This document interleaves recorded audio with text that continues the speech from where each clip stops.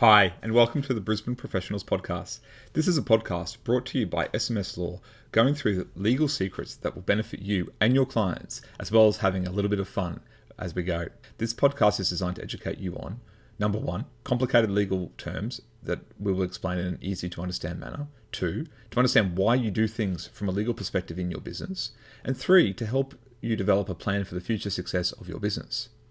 Our mission is to help empower small to medium-sized businesses around the world to get access to legal advice so that they can help build their communities and make the world a better place.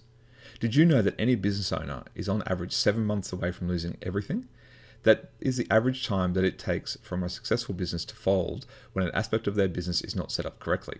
This podcast is all about empowering you and your business with knowledge and tools to ensure that that doesn't happen to you or to your clients. Let's begin, shall we? Hi, everyone, and welcome to the Brisbane Professional Podcast. My name is Craig Mason, one of the hosts and founder of SMS Law, and I have with me the other founder and the other host and the author of the Business Legal Lifecycle, Jeremy. Hi everyone, thank you for that introduction, Craig. I hope everyone's having an awesome day. That's right. If you joined us on the last show, we were going to have nicknames for this one, but we didn't. We didn't get around to that, did we? Something to work on. Yeah. If you want to get in touch with us and tell us what our nickname should be, please do so. That's a dangerous question to ask our listeners. But anyway, I'll be interested to see what people's suggestions are. I'm sure they'll be very well thought out and clean. Anyway, speaking of clean, I'm not sure how I'm going to do the segue here, but we want to talk about shareholders and unit holders agreements today. As the title describes, it's about when you've got shareholders in the company or unit holders in a unit trust having some form of agreement that governs the relationship. Pretty important to have. It's a critical document when you're in that situation. And it's definitely something you want to get advice about before you sign off on it. So, Jeremy, do you want to touch on a few things about the shareholders and unit holders agreement? Yeah, let's bounce off a few different ones here. So the first one is the objectives of the business.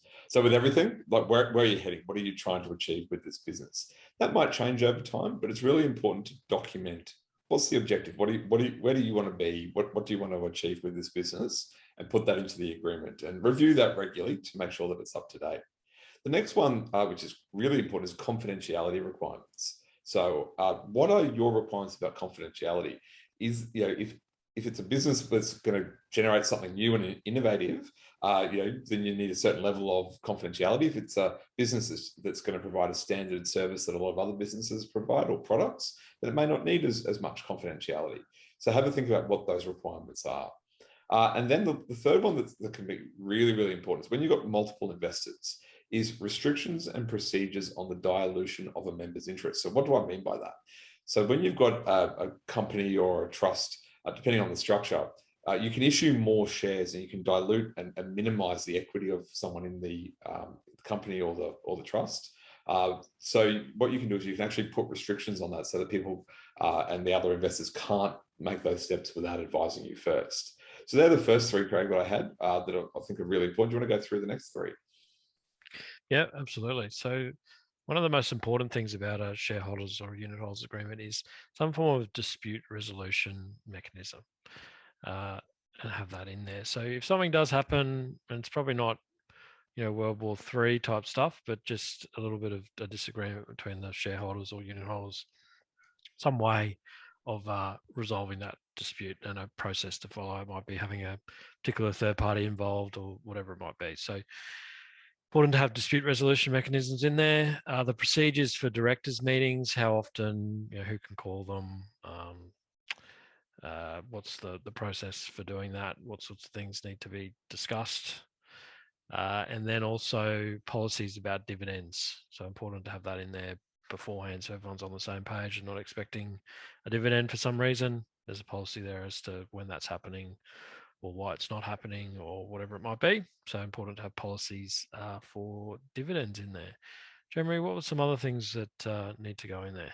Yeah, another really important one is exit strategies. So at some point, no matter who you are and what you do, you're going to exit your business. And it's very true if you've got business partners as well. So make sure that you've got an exit strategy and that everyone agrees on that strategy. You're not going to cover every scenario, but you want to have the main ones in place in case you need to get out or one of the partners needs to get out. Finance policies and what happens if people want to get into funding the business. They need to be spelt out very well so everyone can understand. That kind of ties into one of the other ones I mentioned about dilution of members' interest. Often, if one shareholder can't put money in, then or extra money in, then the other shareholders could get more shares, which can dilute their interest. So you want to have finance policies in place to make sure that those things are covered, and also the operational procedures. Now, you don't want to have too many of the day-to-day bits and pieces of how your business is going to be running to one of these agreements, because you want this agreement to really last for the long term. But some operational procedures about how the high-level operations of the business and how the business is going to be run, not the day-to-day doing the work, that goes into a manual or another document, but the operational procedures about how the business side of the business is going to be run, because whether or not you're running a small takeaway food shop or a large multinational company, you need to have those procedures in place. Craig, what else have you got for these important areas? Yeah, thanks. The obligations and rights of the members. So, this is sort of the crux of it. What are their obligations? What are they bringing to the table? What do they need to do? And what are their rights? As in, are they diluted in any way, as Jeremy mentioned earlier with the shareholding? What are the rights of the members for recourse under the agreement? The other one is, and this is pretty common, is shareholders might have loaned money to the business, and how are they dealt with? Are they to be repaid at a certain time? How are they showing up in the business? So if there are any loans, important to document how they're going to be dealt with. And another one, and this is where it's sort of gone a bit sour, I guess, is a termination of a key person within the business, and particularly the restraint of trade if they were to leave and go to a competitor, for instance, or set up shop in competition, how that can be dealt with under the restraint of trade. So important to have those sorts of things in there. Jeremy, what else do we want to touch on? Yeah, just two more, I think, Craig, that are really important. And that's shareholders' warranties to each other. And this becomes very important, say, when you're bringing in an investor who is going to bring a particular skill set. You want to make sure that they've got that skill set. And so a warranty is basically a promise from them that they're going to do what they said they're going to do in coming into your business. So shareholders' warranties to each other are really important, and those need to be really carefully drafted by a lawyer or an attorney, just to make sure that they're done right. And the last one is just voting rights in relation to specific issues. One of my favorite things to do when doing a shareholders or unit holders agreement is to actually go through and put some restrictions in place about who can do what and what can the business do without the approval of all the shareholders, or a majority, or a special majority, or various things, because they really help cement the relationship to understand what people can do and also allow for the trading of the business going forward. So again, not something that our listeners should be trying themselves to put together. You really need to have a lawyer who knows what they're doing to draft those out.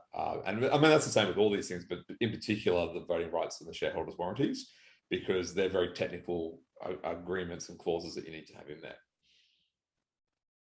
Yeah, absolutely. Good advice. And this is general advice, not specific advice, which goes without saying. All right, excellent. So shareholders and unit holders agreements, as we said, they're critical and crucial documents, and they're important to think about and get the advice. And they're not all doom and gloom. They just govern the relationship, which will prosper from there. That's it for us. If you want to rate and review the podcast, please do so wherever you're getting it from. Drop us a line on Facebook with our proposed nicknames. Follow us on Twitter, or search for Jeremy and I on LinkedIn, and connect to us through those platforms. All right, Jeremy, that's it for us. We'll see everyone next time. See you next time.